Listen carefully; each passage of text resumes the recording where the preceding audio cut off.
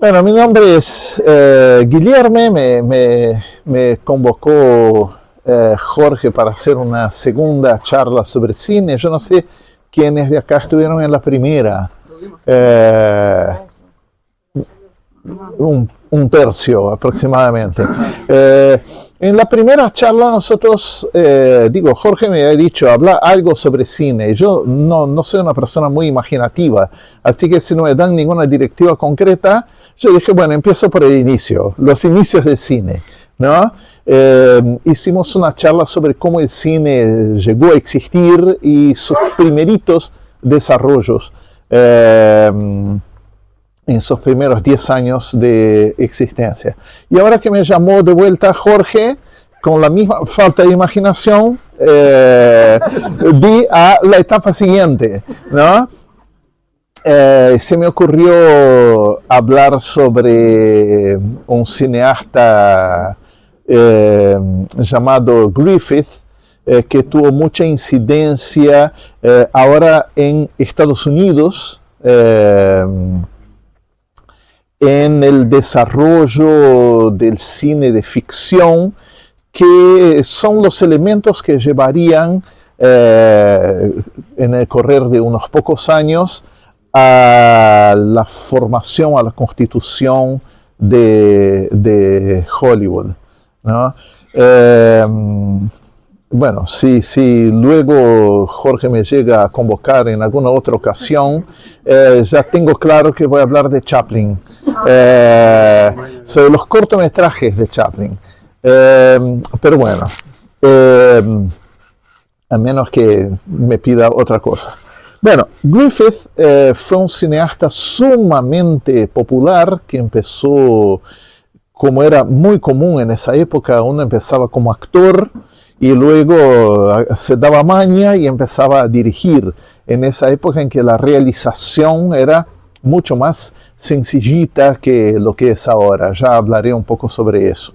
Él empezó trabajando para una productora llamada Biograph en 1908, y las películas que vamos a ver acá se hicieron en el contexto de esa productora. Luego él se independizó, armó su propia productora, quedó enormemente famoso, empezó a hacer largometrajes. Hoy vamos a abordar sus cortometrajes. Uno de esos largometrajes en particular, de 1915, llamado El nacimiento de una nación. Hay quien estime que bien puede haber sido la película más vista de la historia de Estados Unidos. En esa época no había todavía registros confiables como empezaron a ver en la década siguiente, como de cuántas personas fueron a ver la película o cuánto dinero recaudó en el cine. Pero por la cantidad de tiempo que estuvo en cartel, que fue años seguidos en exhibición, es posible que él haya visto más gente que la que vio Lo que el viento se llevó, lo cual es bastante terrible porque El nacimiento de una nación es una película totalmente racista.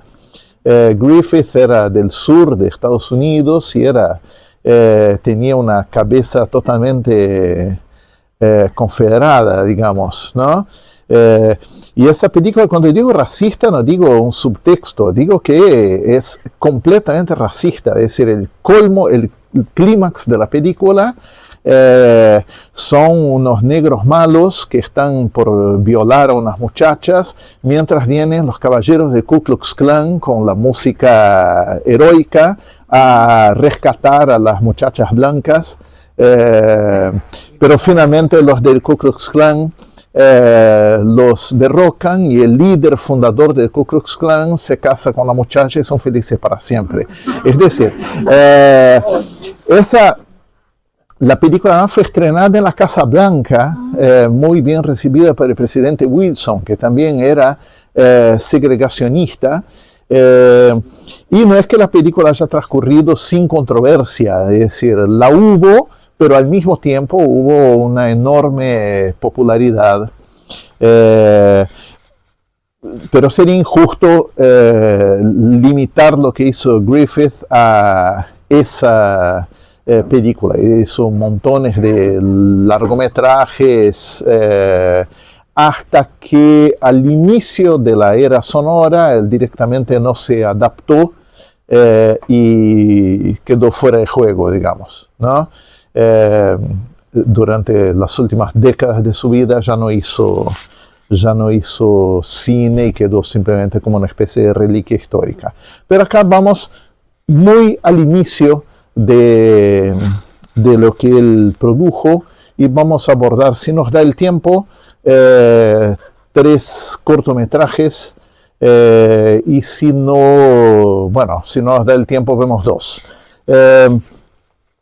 El contexto fue un contexto en que el cine, decidiendo qué rumbo tomaría, quienes estuvieron la otra vez, vieron esas mini películas, casi micro películas de medio minuto, de 1 minuto, ¿no?, que hacía Thomas Edison, que era simplemente mostrar una cosa, ¿no? Una pareja dando un beso, una bailarina dando los pasos de baile, ¿no?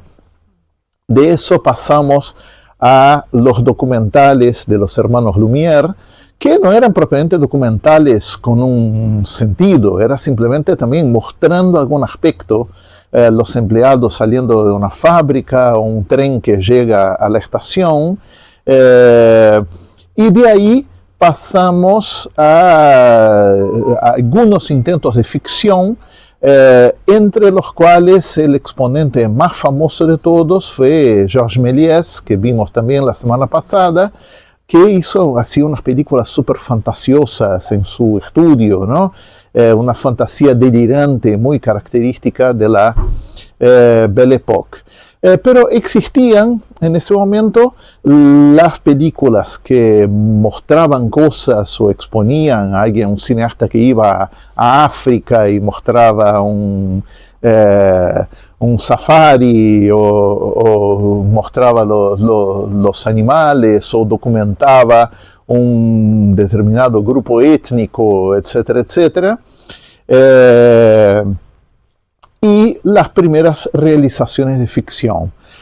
Muy rápidamente las películas de ficción se fueron imponiendo como algo que tuvo preferencia, y tuvo una preferencia que vino por 2 lados. Por un lado, cosa bastante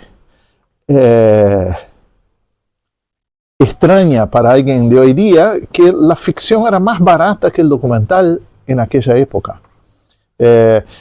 Pensando que eran ficciones relativamente sencillas, con unas escenografías sencillas, que los actores no cobraban tanto como cobran ahora, que no tenía sonido, filmar en un estudio bajo condiciones controladas terminaba resultando más ahorrativo que llevar el equipo a determinado lugar, a filmar algo que era impredecible. Podía llover, podía no llover, podía ocurrir distintas cosas que complicaban la producción. Entonces, la ficción era más controlable y predecible, y permitía una... Es Griffith. ¿Ya está? Bueno, permitía una provisión regular y planificada al mercado exhibidor, que se hizo necesaria también por motivos que ya vamos a ver. Y el público empezó a demostrar preferencia por ese formato y adhesión a ese formato. De ser en sus inicios una especie de espectáculo de feria, que no tenía un lugar específico donde exhibirse, uno iba a algún lugar, armaba un proyector y pasaba la película, ¿no? O una cabaña de circo en un lugar, en una feria. De pronto, a inicios de la primera década del siglo XX, se empezaron a establecer lugares de exhibición, lugares de un tamaño promedio, como este. Como verán, no es una enorme cantidad de butacas, pero tampoco es tan chica, ¿no? Será el doble de gente que acá, o el triple, ¿no? La capacidad de la sala. Y ese tipo de teatritos donde se pasaban películas quedaron conocidas como Nickelodeons. Nickelodeon, Odeon es una palabra que se usa y que tiene que ver con exhibición, y níquel porque costaba un níquel, es decir, 5 cents la entrada. 5 cents de aquella época para la inflación de hoy sería el equivalente a $1.50. Es decir, la entrada valía 60 pesos. Es decir, un poco más que un boleto de ómnibus en Montevideo. Era realmente un espectáculo para cualquiera. Es decir, cualquiera podía ir al cine sin pensar mucho y sin tener que, con cuantos integrantes de la familia quisiera. Era accesible a la clase trabajadora, era accesible a los jubilados, uno podía ir muchas veces, ¿no? La existencia de esos espacios planificados permitió una regularización de la industria. Acá ejemplos de la entrada de otros Nickelodeons. Esos son de Toronto. Ven que ahí dice 5 cents, ¿no? En la columna, y tienen los afiches de las películas que se van a exhibir. Otro ejemplo, etcétera, ¿no? Bueno, el cine narrativo de ficción ayudó a establecer el cine como un entretenimiento regular. O sea, de ser una novelería técnica, voy a ver eso que dicen que es el cine. Oh, la imagen se mueve, estoy viendo algo que normalmente no veo. Empezó a ser como una costumbre donde uno iba a ver cada vez una historia distinta, que te involucraba de distinta manera. Empezaron a desarrollarse géneros. Oh, eso es una película cómica, esta es una película dramática, ¿no? Esta es una película con un sentido moral que me dice algo sobre el mundo, etcétera, etcétera, ¿no?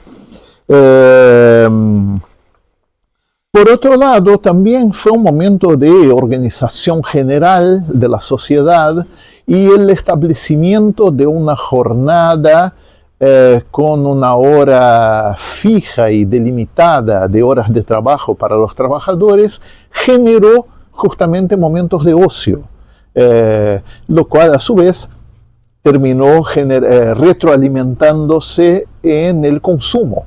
Es decir, más tiempo de ocio, más consumo, y de ahí se realimenta la economía. La clase trabajadora además se expandió con una oleada que hubo en todo el continente americano de llegada de trabajadores europeos en búsqueda de las oportunidades que daban las nuevas sociedades de distintos lados de América, pero de Estados Unidos en particular. La industria muy pronto desarrolló un criterio en que alquilaba las copias a los productores, ¿no? Entonces, yo tengo tal película, el exhibidor alquila la copia, luego la devuelve al productor, que la puede alquilar a otro cine. Obviamente, los cines más valorizados, los que tienen más público, los que tengan condiciones de alguna manera ofrecer algún tipo de ventaja, tienen la ventaja de hacer el estreno absoluto de determinada película y entonces de propiciar mayor mayor interés, ¿no? Y la otra cosa es que los Nickelodeons no dependían de temporadas, es decir, no eran totalmente independientes, si era verano, si era invierno, si eran vacaciones, si era momento de trabajo, siempre había algún tipo de público al cual la empresa se adaptaba. Y el esquema nuevo que se armó, las películas se empezaron a organizar, eran 35 milímetros, ¿no? Las películas empezaron a organizarse por cantidad de rollos. O sea, ¿cuántos rollos de película tenemos? ¿No? Normalmente un rollo de película eran más o menos unos 12 minutos, 13 minutos de exhibición. Entonces, la mayor parte de las películas que se hacían eran películas de un rollo. Algunas personas más pretenciosas, Griffith terminaría siendo uno de ellos, empezaron a proponer, bueno, voy a hacer alguna película de 2 rollos, que entonces en vez de tener 12 minutos para contar una historia, tengo 24, ¿no? 25, 26, ¿no? Casi media hora de historia. Y de ahí, con el aumento de eso, se fue generando lo de los largometrajes. Pero en la etapa en que estamos, las películas eran de un rollo. Y una sesión, una función de cine, uno veía 3 cortometrajes de un rollo cada uno. Entonces era una instancia que duraba aproximadamente 1 hora, entre que terminaba una película, exhibían la otra, la gente estaba ahí y venía otra función donde entraba otra gente para ver esas mismas 3 películas. Iba mucha gente a ver las películas y para garantizar una atención al vecindario, es decir, funcionaba más bien de una manera parecida con la televisión. En la televisión no pasan la misma película lunes, martes, miércoles. La idea es que la gente regularmente ve televisión y quiere películas distintas o quiere atracciones distintas en cada día, ¿no? Entonces cambiaban la programación 3 veces por semana, ¿no? Había, supongo que el fin de semana las películas quedarían un poco más de tiempo, no sé, 2 días y luego 3 días para los fines de semana.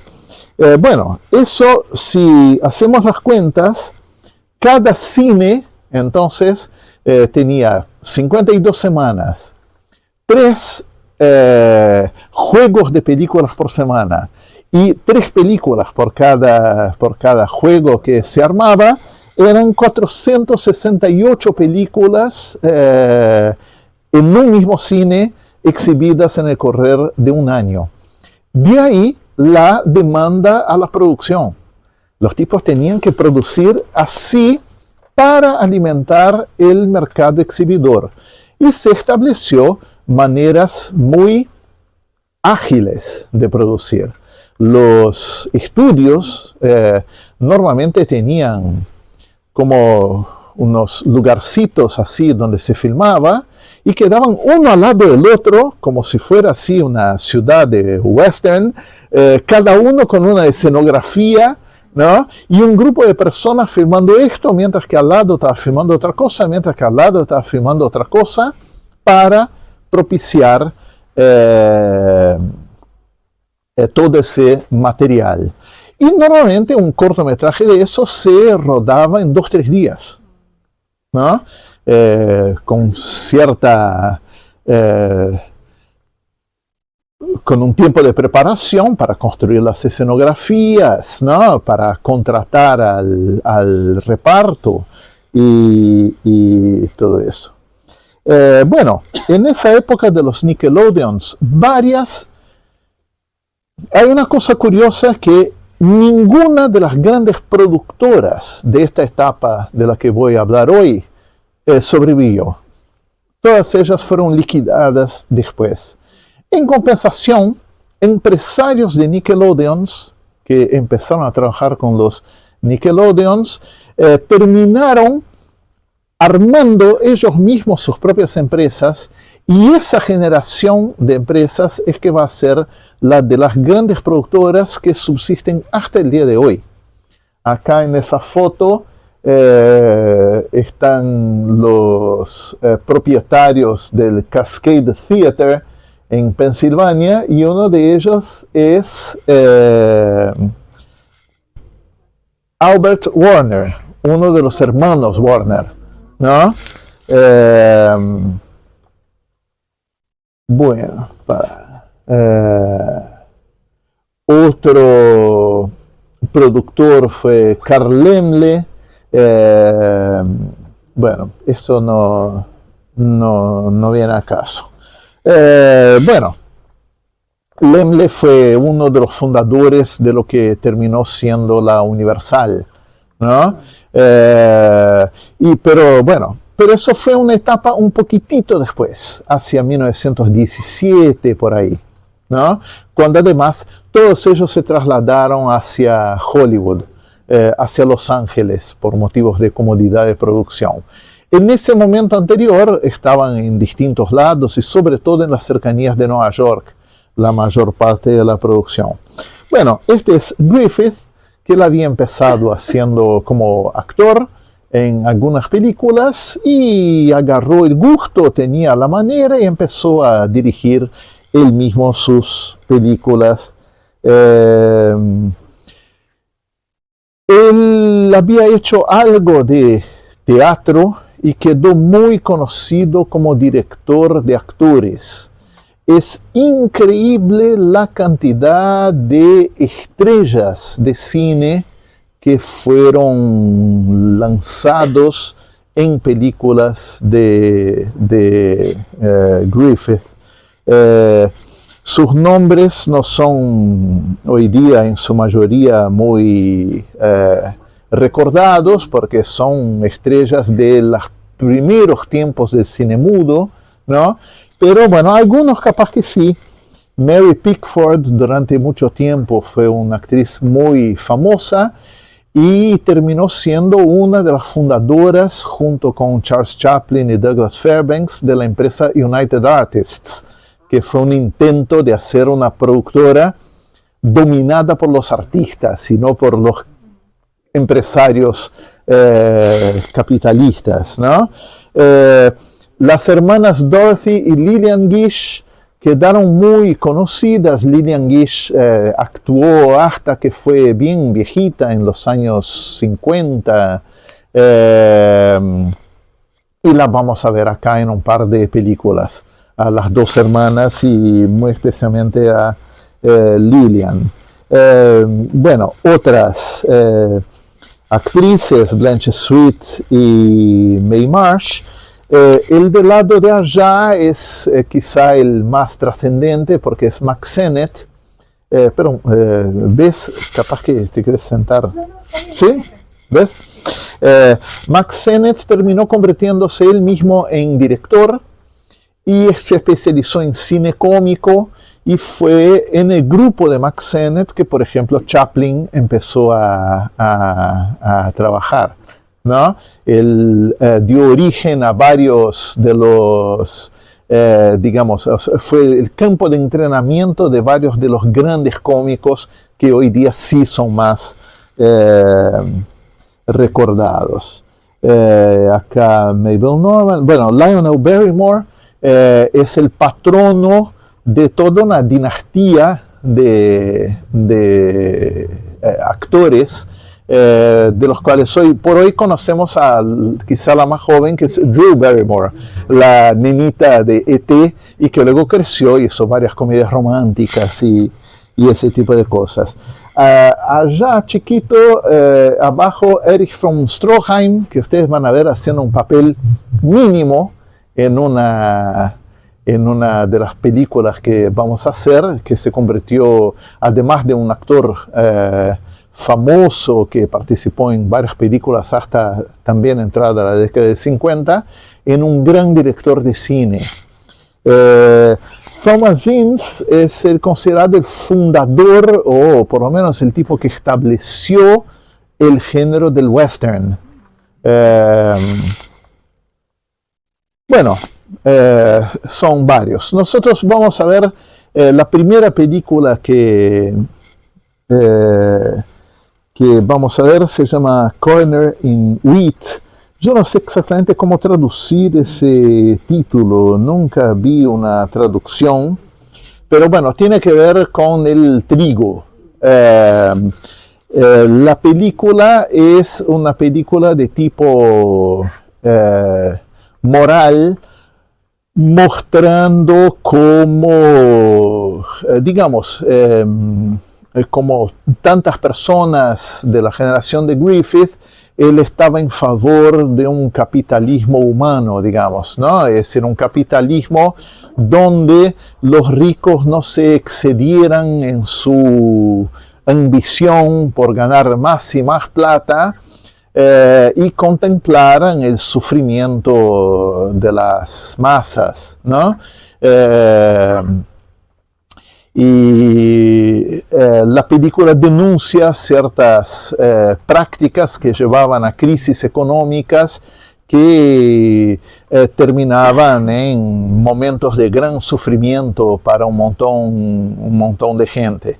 Y moralmente, van a ver, lleva con el castigo del empresario, digamos, deshumano, ¿no? que se muestra en la película.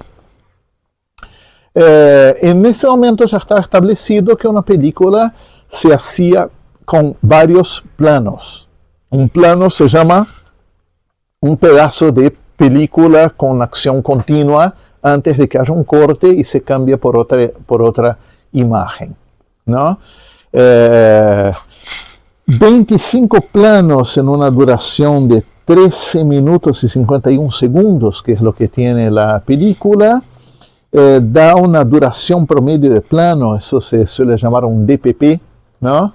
De 33 minutos, eso sin contar los intertítulos, ¿no? Contando los intertítulos, el DPP sería más bajo, ¿no?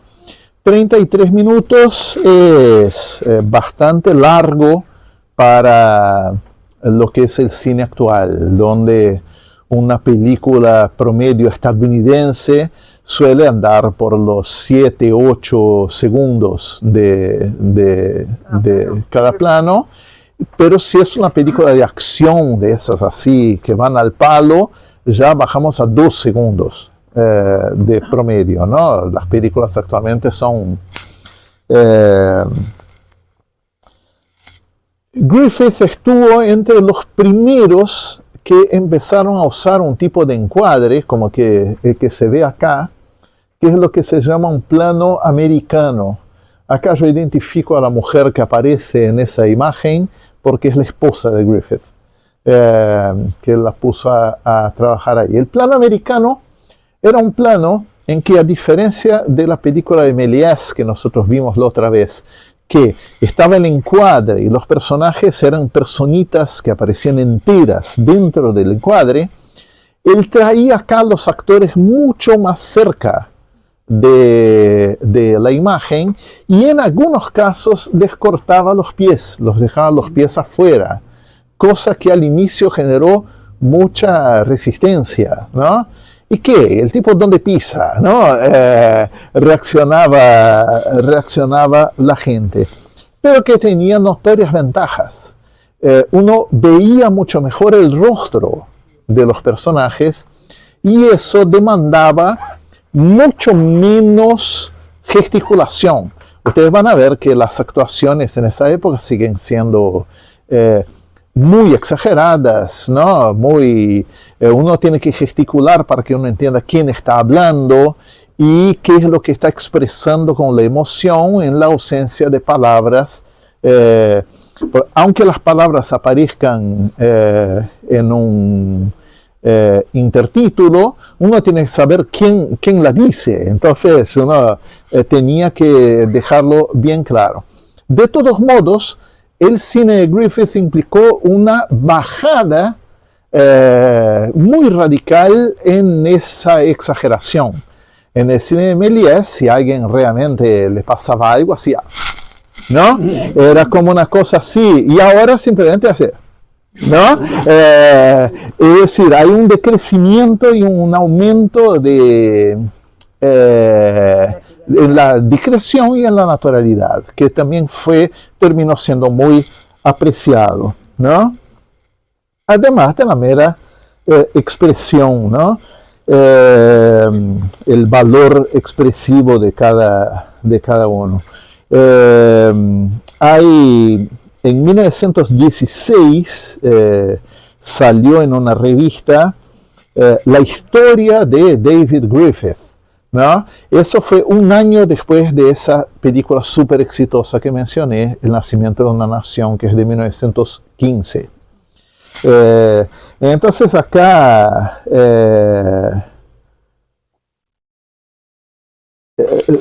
cuenta la persona que está contando la historia, ¿no? Pasaron 6 años de trabajo y éxito antes de que el nombre de Griffith se conociera por fuera del estudio en que trabajaba. La empresa Biograph no permitía que se publicitara el nombre de ninguno de sus directores o artistas. Mary Pickford no se conocía por el público, salvo en el sentido de que la gente, cuando la reconocía, empezó a llamarla la Little Mary. Entonces uno no tiene idea del nombre de esa persona, pero como uno veía su rostro prácticamente todas las semanas, estaba en una película, estaba en otra, la gente empezó a decir, oh, en esa película está Little Mary. Empezó la adhesión del público hacia algunos actores que eran más carismáticos y todo eso, pero no se publicitaban sus nombres como una estrategia, una táctica para no aumentar los sueldos, no convertirlos. Claro, uno va llevando el negocio y va intentando distintas cosas, ¿no? Hasta que uno va a descubrir que recontra valía la pena aumentarle el sueldo, que si uno difundía el nombre de una figura estelar, iban multitudes, pero bueno, uno no podía calcular eso y pensaba que subiendo el sueldo de las personas, total, la película se exhibía durante 2-3 días y luego bajaba, ¿no? Iban tanteando cómo hacer el negocio, ¿no? Me acuerdo bien lo que se dijo sobre los primeros close-ups, ¿no? Que en el caso no se refiere ni siquiera a lo que nosotros llamamos un close-up, se refería al plano americano, ese cortado a la altura de las piernas, ¿no? Él empezó a mostrar la acción más cerca de la cámara. Los actores se mostraban únicamente desde las rodillas hacia arriba. Y hubo protestas y tomaduras de pelo, ¿no? Ese payaso está mostrando gente que está nadando sin piernas, ¿no? Comentaba la gente. Bueno, de la misma manera como no se difundían los nombres de los actores, tampoco se difundía el nombre de los artistas. Fue solo con el paso del tiempo que empezó a difundirse que determinada película que había tenido éxito había sido dirigida por Griffith, etcétera, etcétera. Lo cual la Biograph tenía razón. Terminó llevando a que Griffith se independizó de la Biograph, armó una empresa donde esas películas son de Griffith y de hecho generó como una marca. Y esa marca se convirtió en algo muy vendible. Pero por eso de las películas que vamos a ver hoy, ninguna de ellas dice el nombre de ningún actor ni el nombre de Griffith. Dicen películas Biograph, ¿no? Y aparece el logotipo que es una AB, no me acuerdo, creo que A viene por American o algo así, ¿no? Otra cosa que Griffith empieza a trabajar acá y lo hace con mucha habilidad, es la puesta en escena en profundidad. Es decir, momentos como este, en que hay algo en la delantera del plano, pero está ocurriendo algo relevante también al fondo, ¿no? Las imágenes, algunas de ellas son muy poéticas y tienen su inspiración en el arte plástico. La inspiración para algunos planos de gente, digamos, sembrando, viene de los cuadros de Jean-François Millet, de mediados del siglo XIX, ¿no? Uno tiene también imágenes en la bolsa de valores, ¿no? Entonces la gente corriendo para comprar acciones y todo eso. La película es conceptual, va mostrando los distintos aspectos de la historia para mostrar su punto.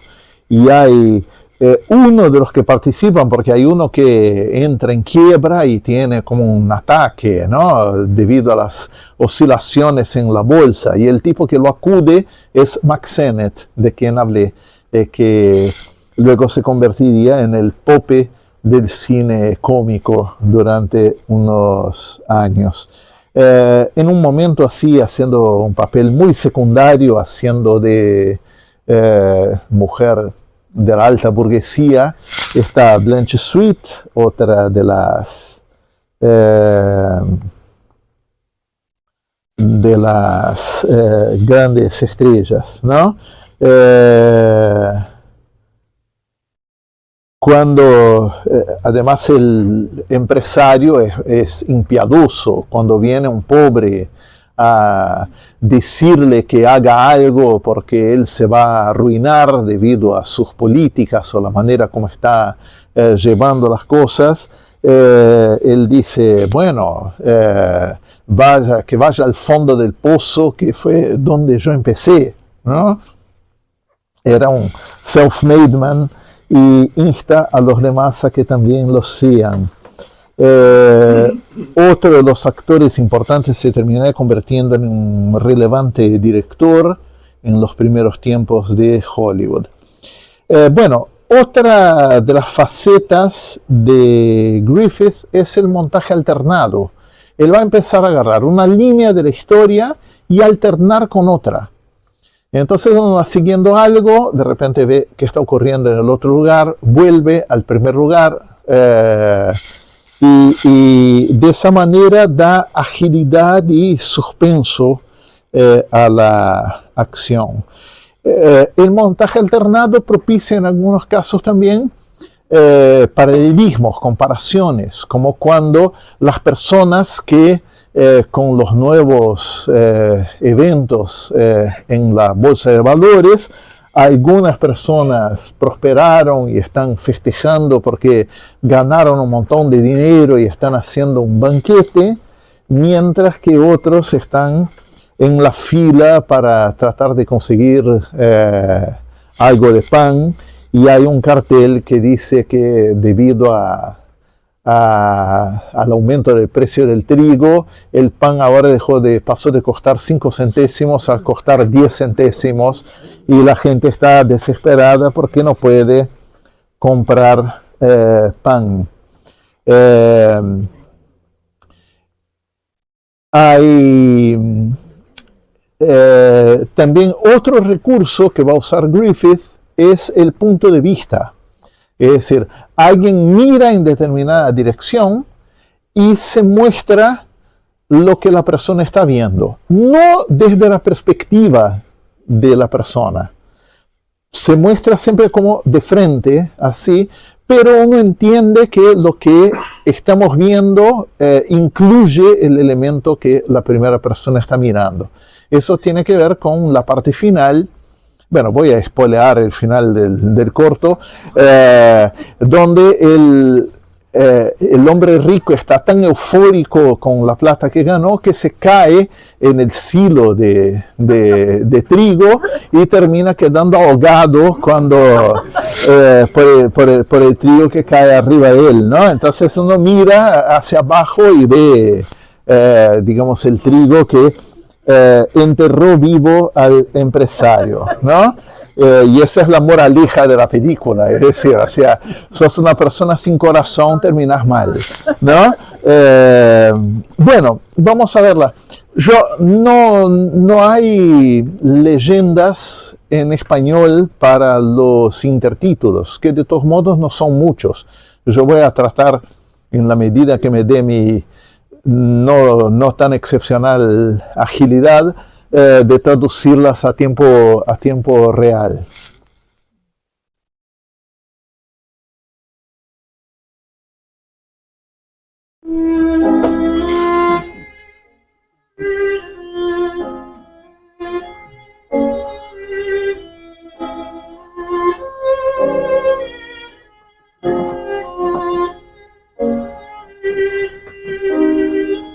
Fíjense que es como un cuadro en movimiento, ¿no? Es como una situación.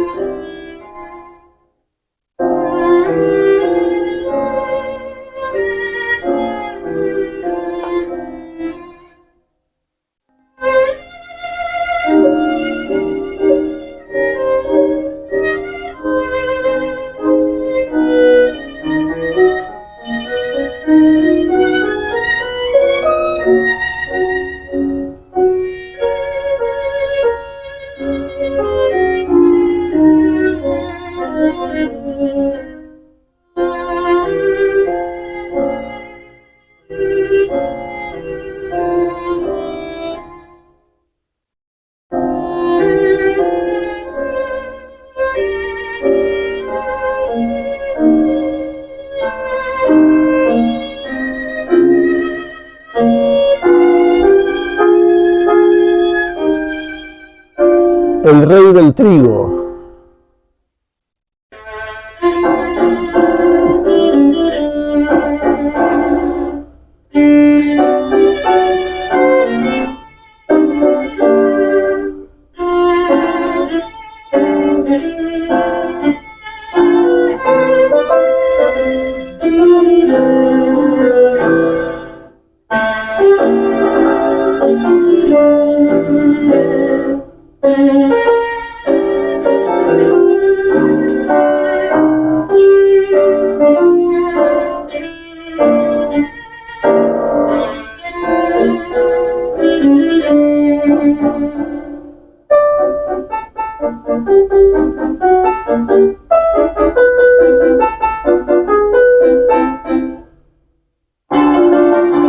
En el pozo del trigo,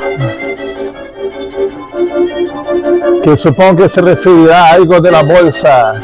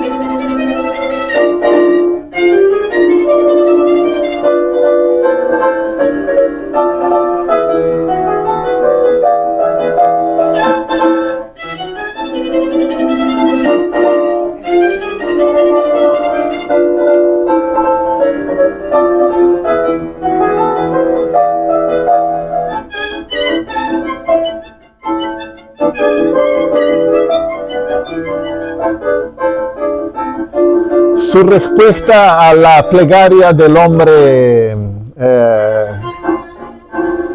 que le vino a rogar.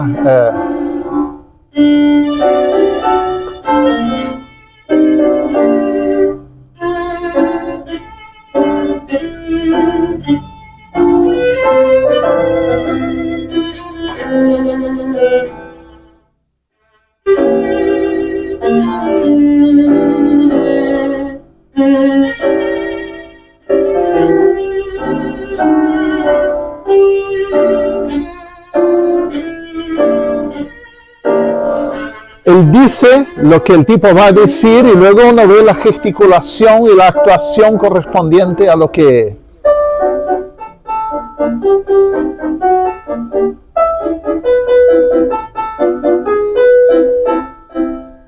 El oro, el trigo, y acá el montaje paralelo.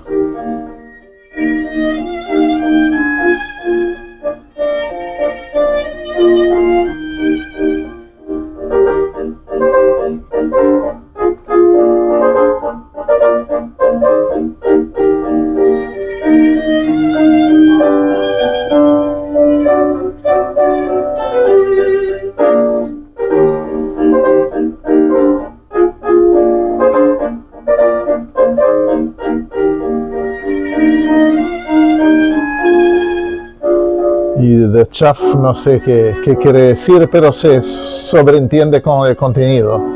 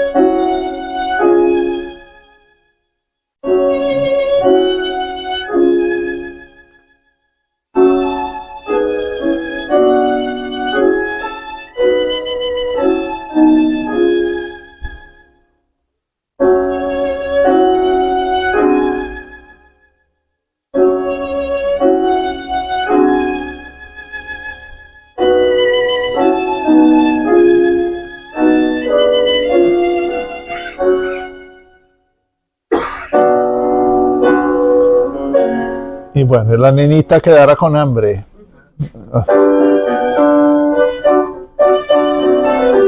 La alternancia propiciando entonces el paralelismo entre la opulencia de unos y la carencia de otros.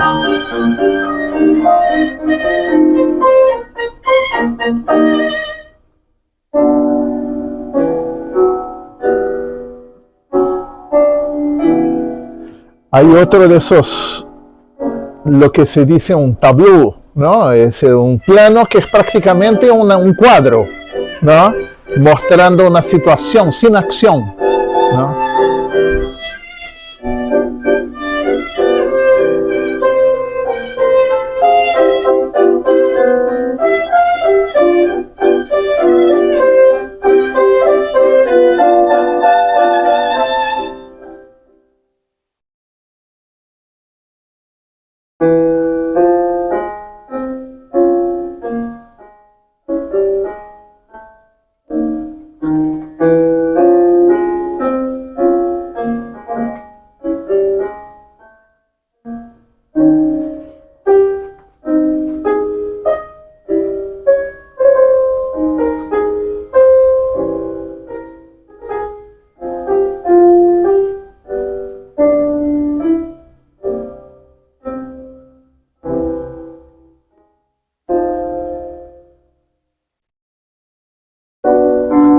El alto precio corta el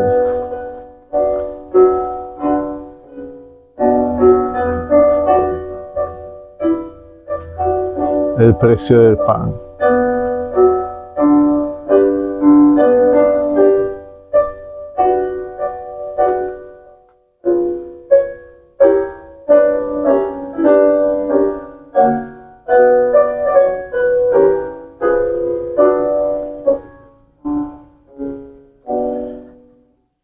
Cita los ascensores.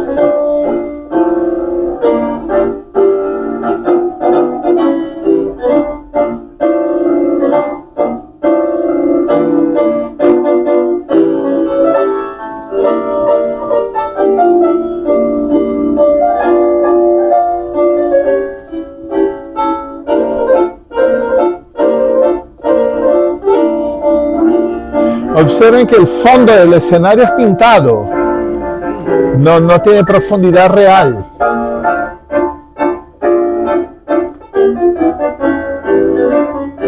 Ahí ellos miran hacia abajo y ven como el silo, como se llame, con el trigo cayendo.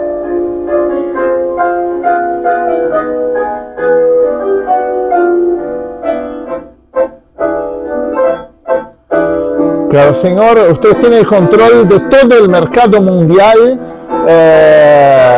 y que a partir de ayer ganó $4 millones adicionales.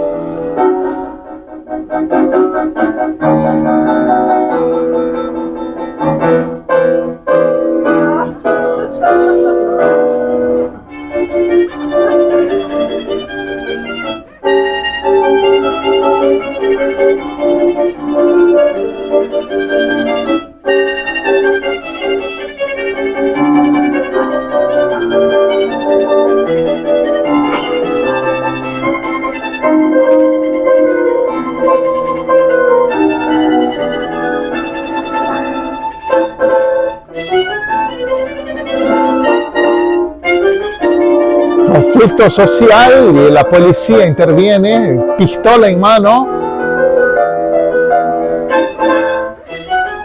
Montaje alternado, mientras tanto el rey del trigo se está ahogando.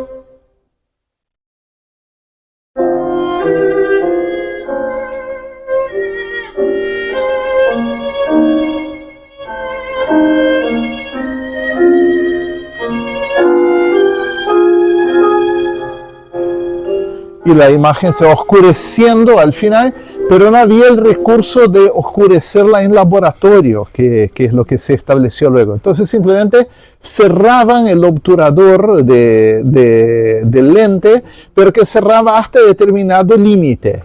Entonces la película igual tiene ese proceso de oscurecimiento que no llega a ser absoluto, pero que genera la puntuación para que terminó. Entonces uno iba al cine y tenía un menú variado con una película como esta, que seguramente sería seguida de otra más alegre, porque este es un bajón, ¿no? Pero, claro, Tiene un mensaje. tiene un mensaje, por supuesto, ¿no? Que era parte de la cosa, es decir, primero de la ambición excesiva del empresario, sobre cómo esas manipulaciones a veces del mercado terminaban generando miseria, y cómo, independiente de todo eso, el tipo más bajo en el escalón, que era el campesino, lleva como su vida sufrida y monótona, ¿no? Caminando y sembrando el trigo, gracias al cual todos nos alimentamos, ¿no? Era un poco ese el sentido, ¿no?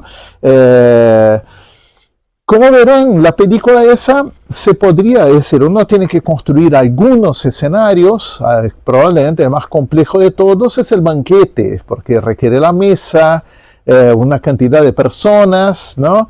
Las cosas que se pone arriba de la mesa, pero estando eso es cuestión de ensayar el movimiento de cada una de las personas que están ahí, y se rueda. La otra parte más compleja debe ser la de la bolsa, que es muy simple la escenografía, pero esencialmente es coordinar la acción de todas las personas que están ahí frente a la cámara, que uno pueda ver el tipo que no está logrando concretar sus negocios y que termina arruinado y todo eso. Pero bueno, uno en algunas pocas horas podía hacer cada uno de esos planos, y los 25 planos uno los resolvía en algunos días, en 3 días, 4 días, ponele, para una película de esta complejidad. Bueno, esta película es de 1909.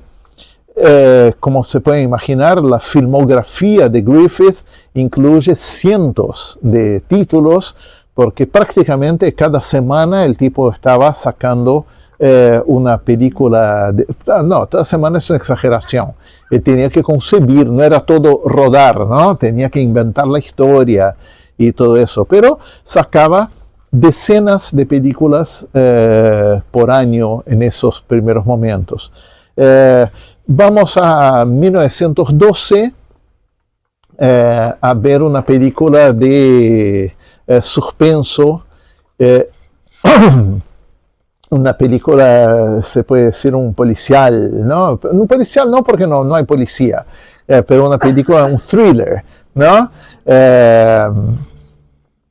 La historia es la de un par de muchachas que están en una casa, la mucama, que tiene problemas con alcohol.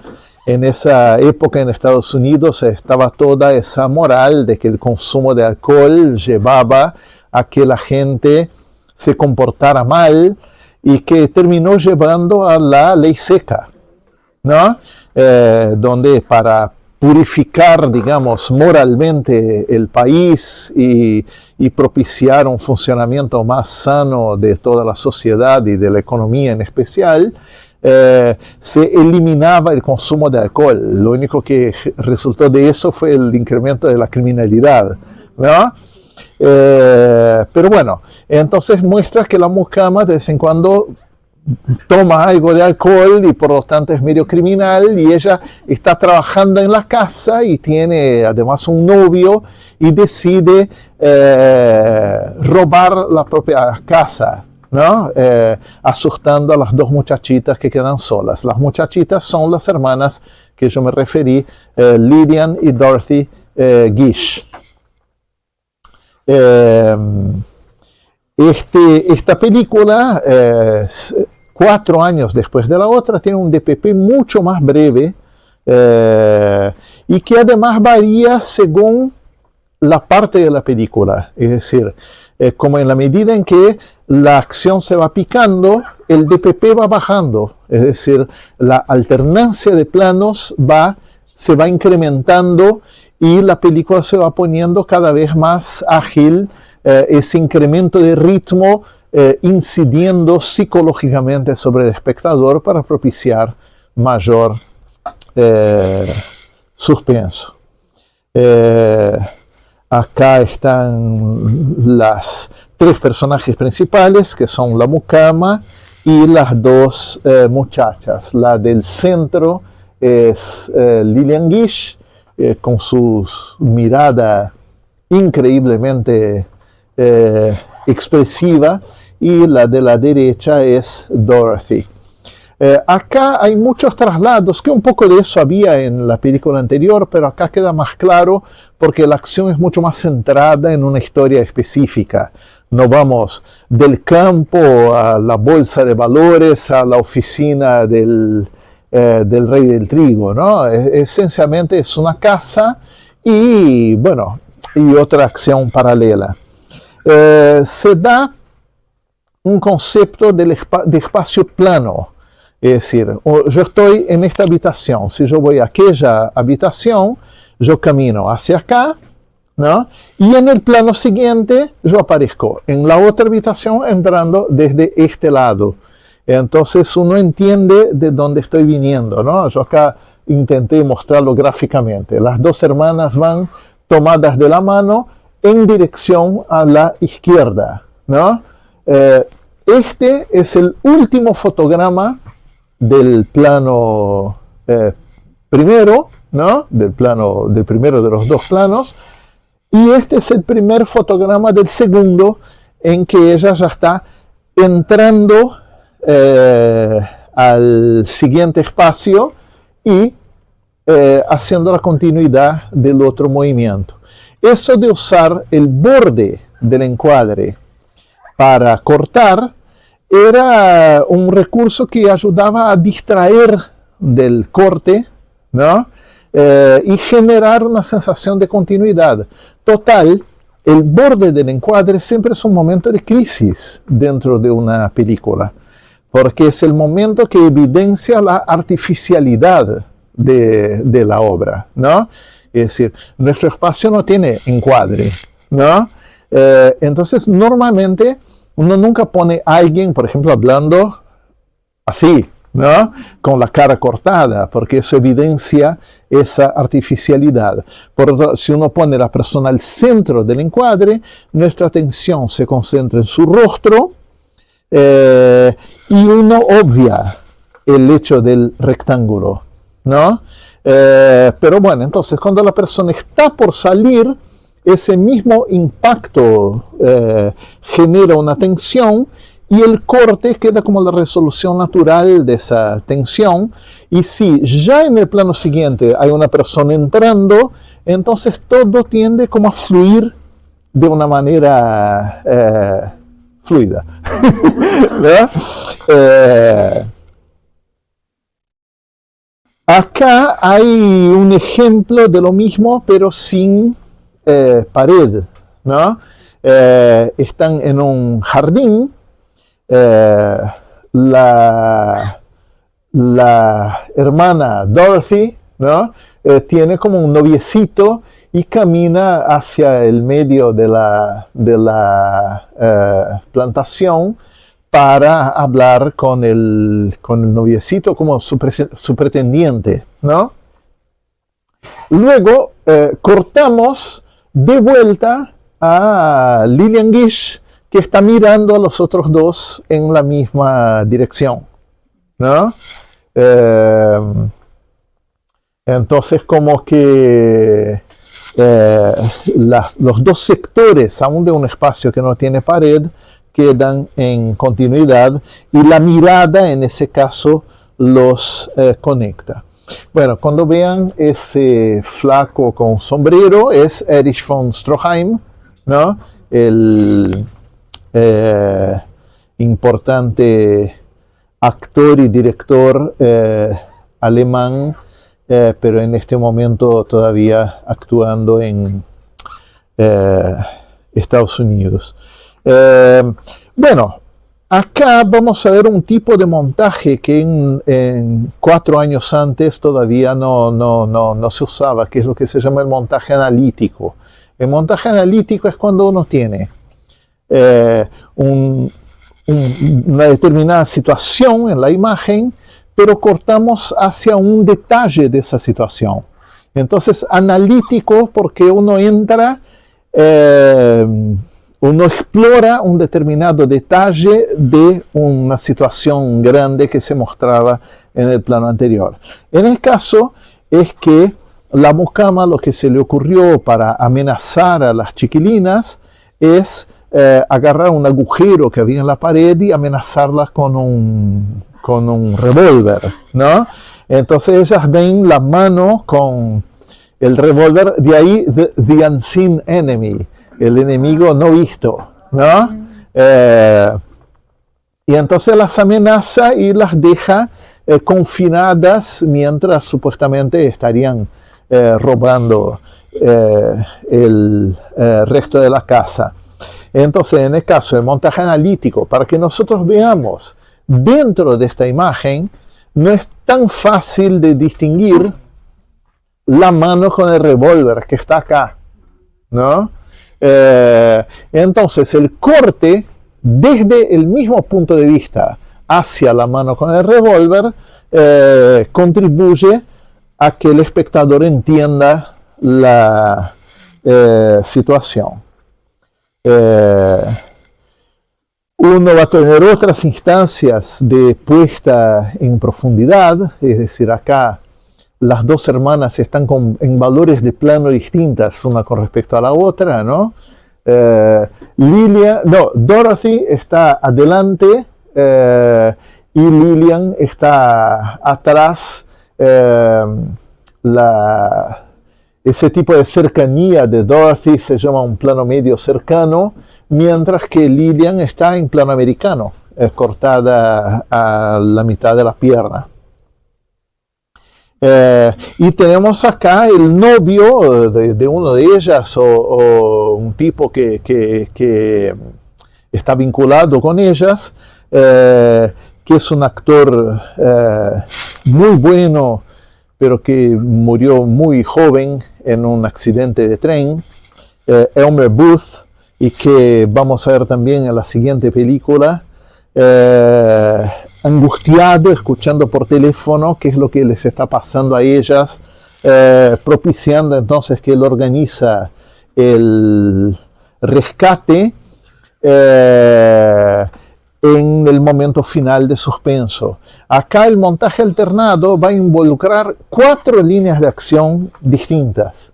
Es decir, por un lado tenemos a las hermanas encerradas en su habitación, amenazadas por el revólver.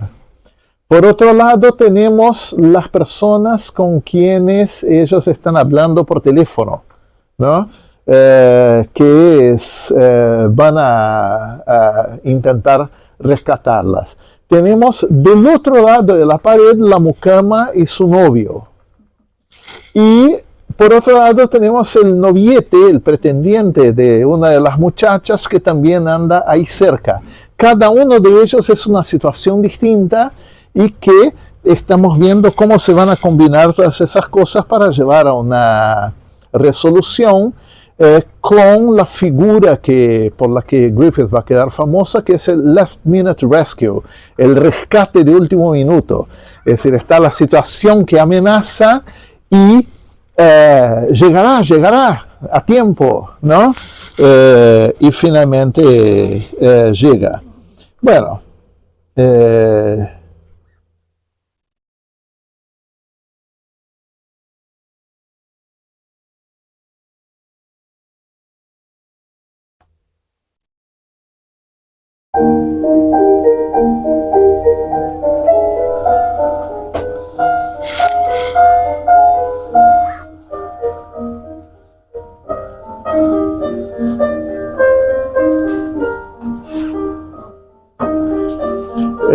las hijas del doctor fallecido, sí.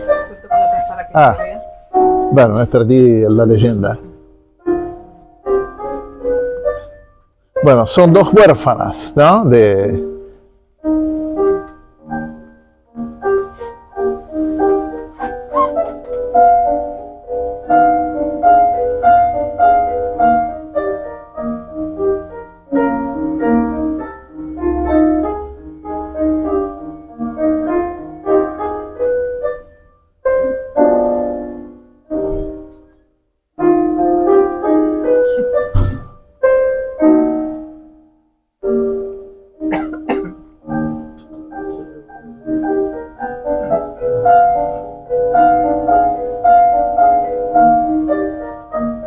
salen y entran a la habitación del otro lado.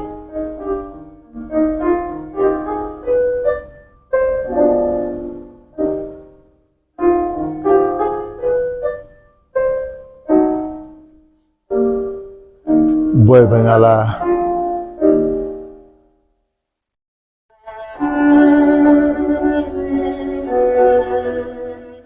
Este es Elmer Booth.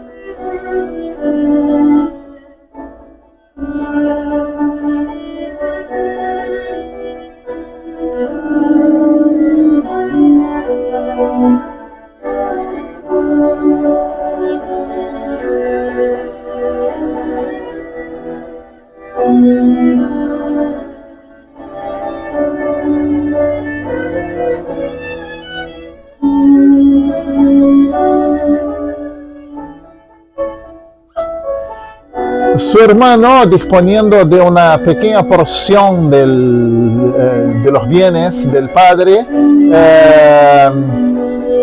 pone el dinero en determinado lugar. No me llegó el momento. Ah, gracias. Bajando. La caja fuerte. Claro, la caja fuerte o algo protegido.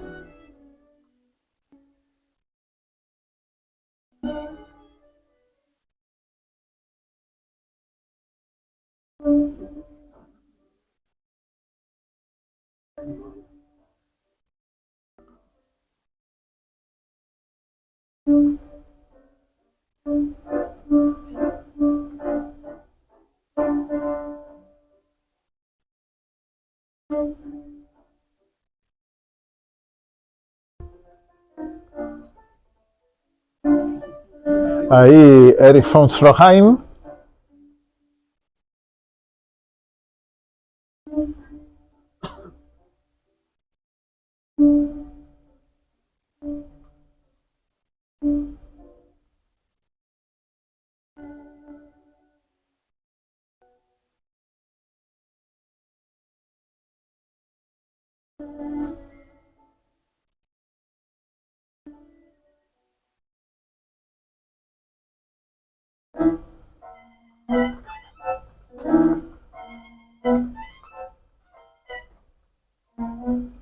Para conseguir ayuda, la mucama renueva un viejo conocido, una vieja amistad.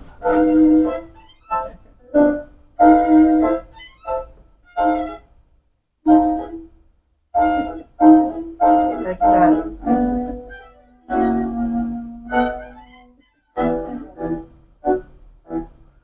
Miren, todo, más allá de los intertítulos, todo lo que se expresa a puro movimiento, mirada, acción, bueno, el sweetheart infantilizado de la hermana menor.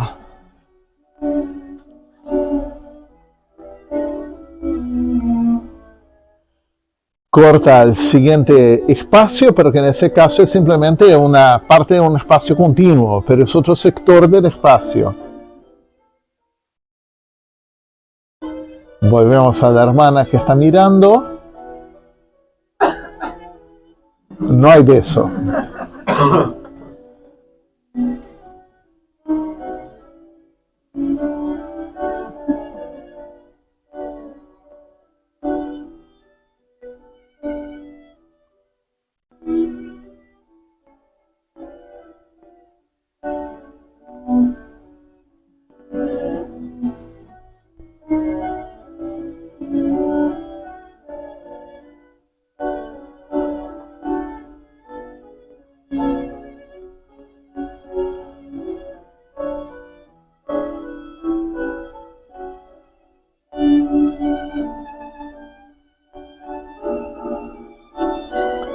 Observen cómo el plano americano permite igual ver con razonable claridad la expresión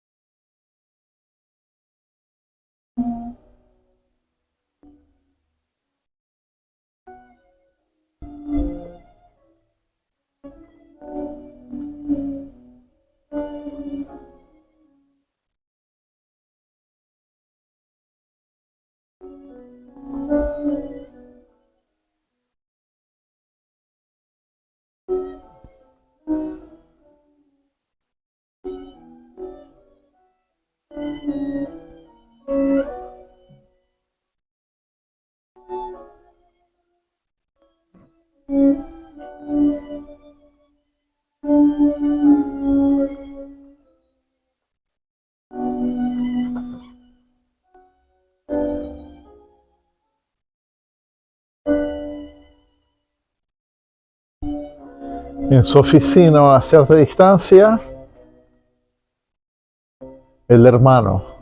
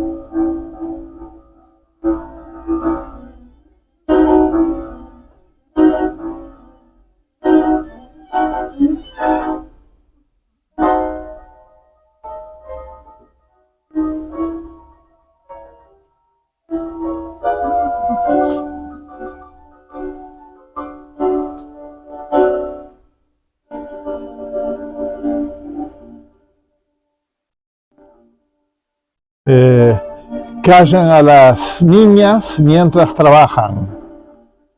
Ahí aparece el detalle del hueco y la mano con el revólver.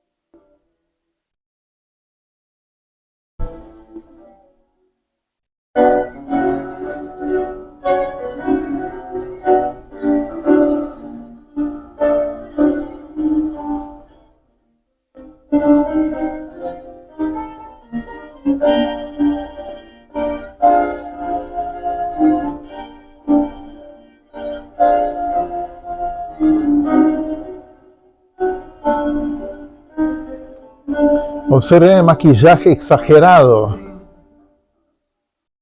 La bebida produce su efecto.